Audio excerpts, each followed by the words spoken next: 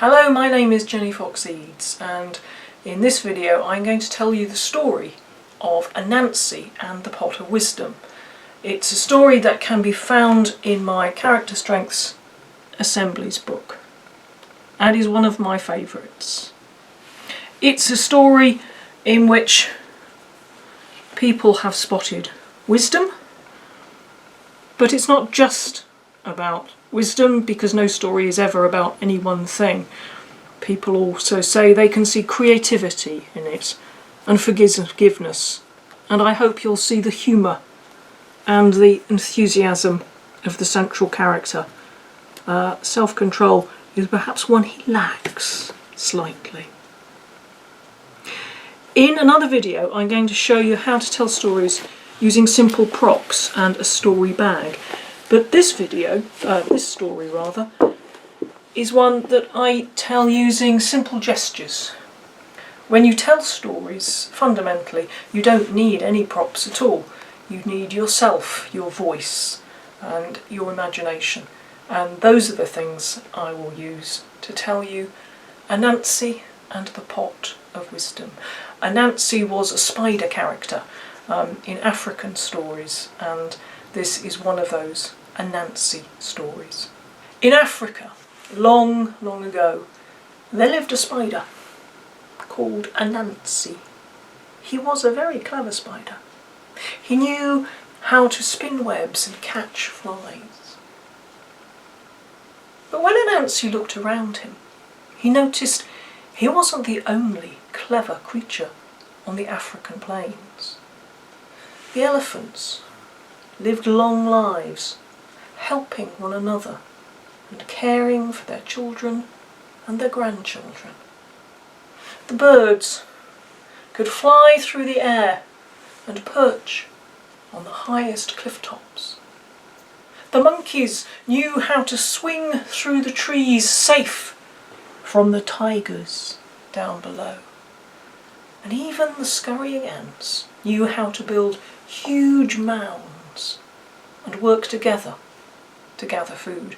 And when Anansi looked around him and saw all these animals, with all those strengths, all those good ideas, the crosser Anansi became. Ha! Anansi said, I ought to have all the strengths, all the knowledge and all the good ideas in the world. And then, if anyone wanted any, they'd have to come to me and pay me, and then I would be rich. So Anansi started to steal strengths, knowledge and good ideas wherever he could find it. He grabbed some from an elephant as it passed him on the plain. He plucked some from a bird as it flew through the sky. He snatched some from a passing monkey, and he even pinched some from an ant as it scurried along the ground. And all the strengths, all the knowledge and all the good ideas that Anansi took, he put into a great big pot. And when the pot was full, he said, Ha! Now I've got all the strengths, all the knowledge and all the good ideas in the world. And if anyone wants any, they'll have to come to me and pay me, and I will be rich. But Anansi had a problem. Where was he going to hide his pot? If he buried it in the ground, one of those pesky ants would find it. If he hid it in a tree, a monkey or a bird would discover it.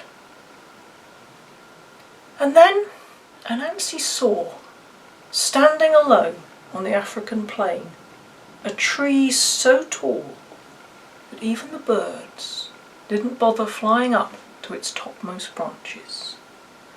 That was where he decided to hide his pot of wisdom. So Anansi travelled to the tree, and then he tied the pot to his tummy, and he started to climb. And the pot poked him in the tummy. He climbed some more, and it jabbed him under the chin. He climbed some more, and then he stopped, stuck, with the pot wedged between himself and the tree. He'd been there a little while when he heard a voice say, "If you put the pot on your back, you'd find it easier to climb." A small child was standing at the bottom of the tree. "Good idea!" Anansi shouted.